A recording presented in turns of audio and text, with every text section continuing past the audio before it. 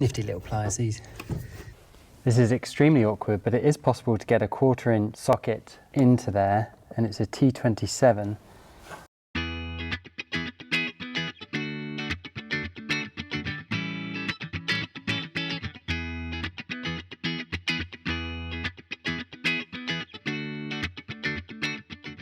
Going to go ahead and fix the annoying leak on the power steering reservoir. Many people actually end up replacing the entire reservoir, but you don't need to do that. In general, you can see where the fluid is. It actually sits just below here. And the reason for it is there is a seal underneath the lid there, and that seal fails. There's actually also a pressure release valve in there. Sometimes that fails as well. I opted to replace the entire cap with an OEM part, and I think this was something like 10 bucks. I'll put the part number below, but let's go ahead and do that. Sorted. So in the last video, you would have seen that there was an oil leak that we found underneath the engine. Yeah, just in there. Yeah. Have you checked the valve covers? Yeah, so when we get it, God, the valve cover's stuck on this, but we can maybe get a mirror back there. So what'll happen, is it smoking at all? No. Okay, then it may just be the remain. Because sometimes... Only the rear main. Because, well, yeah, right. Because sometimes, well, not sometimes, all the time, the valve covers leak. Yep. And then they go back down onto the headers, and that's what'll smoke. So if it's not smoking, then it could just be the remain. If it is, that's a bit of a worry because that's a real pain to get to because the whole transmission has to come out. However, in looking around and checking all of the valve cover gaskets, you can see there that they're all pretty much okay. I mean, I checked all around with a bore scope all the way around the back and I can't see any leaking. However, what I did find is way back here, you can start to see some wetness, and where this is coming from is effectively coming from the PCV valve system. So the goal today is to go ahead and actually change those valves. I'll just show you what they look like. So here are the new PCV valves, and effectively what they are is very simple in terms of there's a ball in there which you can see and you can hear it rattle, and the idea is that this sits into the valve cover itself and allows the combustion gases to escape. So that's really important because otherwise it builds up crankcase pressure. Now if these get blocked, unfortunately they can push out oil seals, and that's might have what's happened. I'm hoping that that weeping there is actually running down the block and it's not the rear main that's failed, but we will see. Now, you could just replace the gasket. You can see there's a gasket there because that's what appears to be leaking, but it normally is indicative that oil and pressure is trying to push out there. If it's blocked, that seal is going to be put under more pressure, and that could be what's happening. So it's always worth replacing the entire valve, and they're really cheap. I think it was like maybe 20 bucks, 25 bucks, something like that. So we're going to go ahead and do both sides. In order to do that though, we have to remove this back here to get better access down there. The car definitely could do with a bath, but in order to remove this shield, we're going to remove the pollen filters first.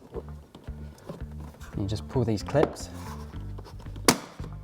and then take a 13mm socket and you undo that. You turn that basically 90 degrees. So again, just a 90-degree turn here and undo that clip. Then they just lift out. Definitely need to clean. Now this side, we need to remove these electrical connectors. This one just rotates, comes out. I think this is actually the one for the HVAC, so if your HVAC isn't working, occasionally this can fail. This one looks like it's actually the detection point for whether or not the bonnet is down. You just squeeze and pull. But that now can come out. As well as cleaning up everything, there is another 13mm quarter turn just there. This gasket can just come off. So moving on to the center, there is another quarter turn hiding down here. And then this connecting bracket, there's a lever back here that lifts up and that just slides out. So it's this lever here that just lifts up. It reveals another quarter turn. Across this side, very similar situation, another quarter turn. So there is a third quarter turn back here. which likely means I missed one over this side.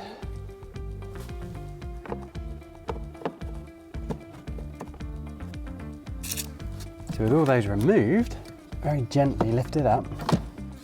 It separates in the middle. Everything comes up. So this side is a little bit different in that there is a Phillips head just here that needs to be removed. That just slides up and out. So when actually getting in here, I see that the oil is actually coming from the hose clamp up here.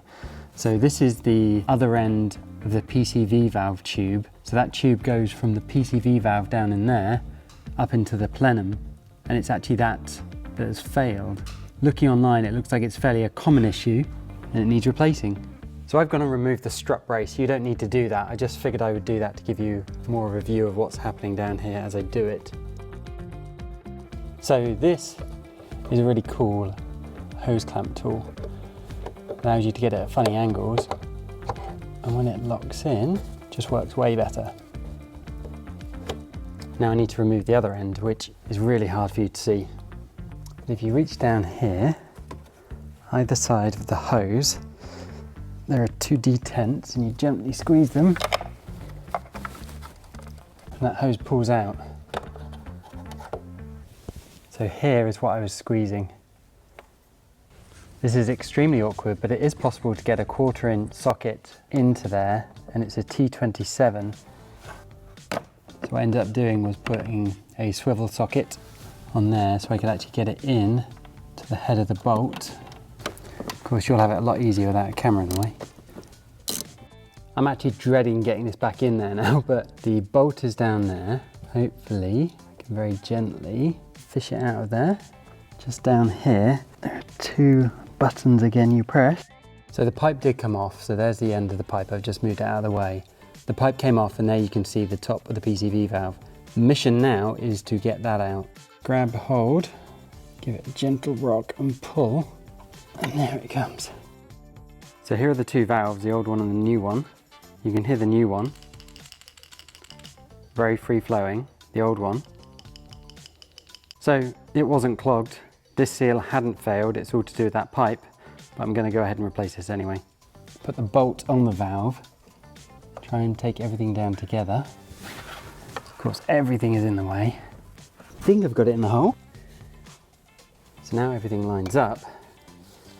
Got to very gently try and just get that bolt started by hand before pushing the pressure on the rest of the seal to get it to seat. So in order to get it go back in, popped it in, a couple of turns with the screw, and then wiggled it into place, just like I wiggled it out of place. And then I could tighten down the Torx at T27 just there. Hopefully this gives you an appreciation of how tight things are down here. So with that in place, I can take the hose, pop it back on, grab the other bigger hose. Now with this one, this end goes in first, and then pushes down, clicking into place. That end done, this end goes back on the plenum. Nifty little pliers these.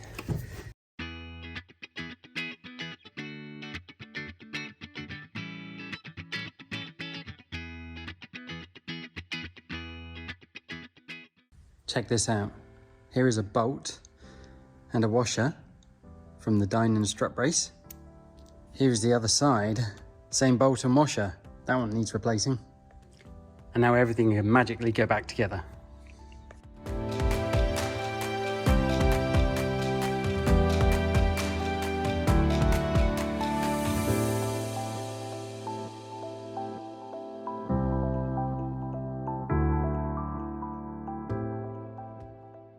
That is nasty. Ooh, got it. That's pretty grim. Looks like this has not been changed for a while. It does look like, though, we have to move this from here across to this one before reinstalling on the car.